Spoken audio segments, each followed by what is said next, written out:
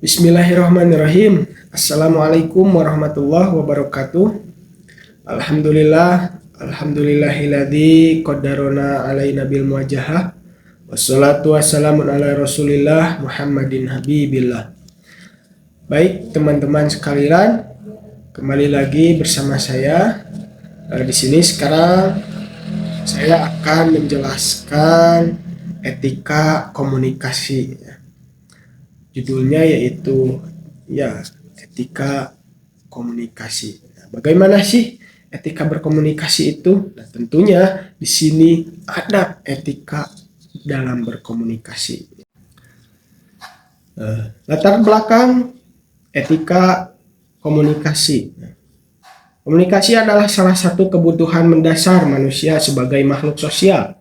Melalui komunikasi, manusia dapat menyampaikan ide, perasaan, dan informasi, serta membangun hubungan yang harmonis dengan sesama.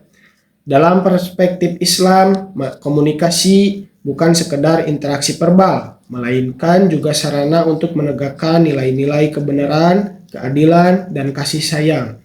Oleh karena itu, etika berkomunikasi menjadi bagian integral dari akhlak seorang Muslim.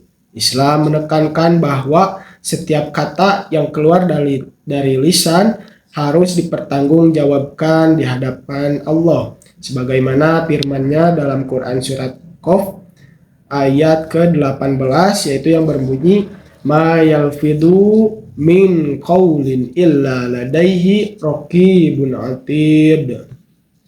Yang artinya, tidak ada suatu kata yang diucapkannya melainkan ada di dekatnya malaikat pengawas yang selalu hadir, yaitu malaikat Raqib sama malaikat Atid.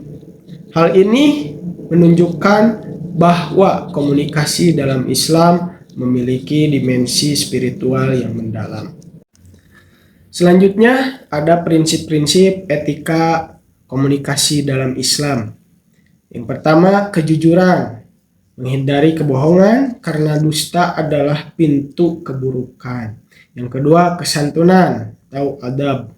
Menyampaikan pesan dengan bahasa yang lembut, penuh hormat, dan tidak menyakiti. Yang ketiga, keadilan. Tidak menyampaikan informasi yang berat sebelah atau merugikan pihak lain. Yang keempat, kebijaksanaan atau hikmah. Menyesuaikan cara komunikasi dengan kondisi lawan bicara dan situasi. Jadi yang terakhir itu kebijaksanaan itu kita melihat situasi dan kondisi terlebih dahulu sebelum berkomunikasi, begitu. Selanjutnya ada etika komunikasi di era digital, Etika komunikasi di era digital yaitu perkembangan teknologi informasi menghadirkan tantangan baru dalam komunikasi. Media sosial memungkinkan penyebaran informasi secara cepat, tetapi juga membuka peluang besar bagi hoaks atau tipuan, ujaran kebencian, dan fitnah. Jadi media sosial itu bisa menyebabkan penipuan, juga kebencian, dan fitnah, memfitnah. Prinsip tabayun, klarifikasi sebagaimana dalam Quran surat Al-Hujurat ayat 6, yaitu yang berbunyi, Ya ayyuhalladzina amanu in ja'akum fasikum binaba'in fatabayyanu an tusibu qauman bijahalatin fatusbihu ala ma fa'altum nadimin.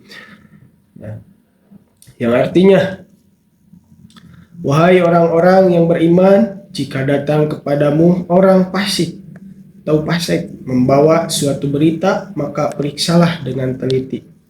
Ayat ini menegaskan pentingnya verifikasi atau klarifikasi sebelum menyebarkan informasi. Dengan demikian, etika komunikasi Islami harus diterapkan secara konsisten, baik dalam percakapan langsung maupun di ruang digital. Jadi ketika kita mau berkomunikasi itu maupun di dalam media sosial atau secara langsung kita itu harus beretika ya, harus menyampaikan komunikasi itu dengan baik dan benar sehingga tidak merugikan kepada orang lain, tidak menyakiti kepada orang lain, dan tidak timbul fitnah dan tidak timbul kebencian ya. Selanjutnya, dampak positif ketika kita beretika dalam komunikasi. Yang pertama, menumbuhkan kepercayaan dan rasa aman dalam masyarakat. Yang kedua, memperkuat ukhuwah Islamiyah dan solidaritas sosial.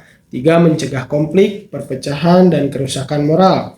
Yang terakhir, yang keempat, menjadi sarana dakwah yang efektif karena komunikasi yang santun dan jujur lebih mudah diterima.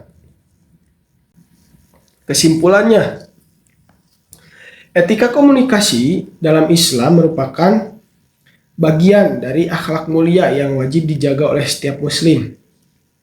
Komunikasi yang jujur, santun, dan bijaksana tidak hanya menjaga keharmonisan sosial, tetapi juga menjadi cerminan keimanan. Di era modern yang penuh dengan arus informasi, penerapan prinsip-prinsip komunikasi Islami menjadi semakin penting agar umat Islam tidak terjerumus ke dalam dosa lisan, hoaks, maupun fitnah. Dengan berpegang teguh pada Al-Quran dan Sunnah, komunikasi dapat menjadi sarana untuk menebarkan kebaikan, memperkuat persaudaraan, dan mendekatkan diri kepada Allah Subhanahu wa Ta'ala. Terima kasih. Sekian presentasi yang saya dapat sampaikan. Mohon maaf bila ada kekurangan atau ada yang salah dalam penyampaian. Itulah yang bisa saya sampaikan. Akhirul kalam. Assalamualaikum warahmatullahi wabarakatuh.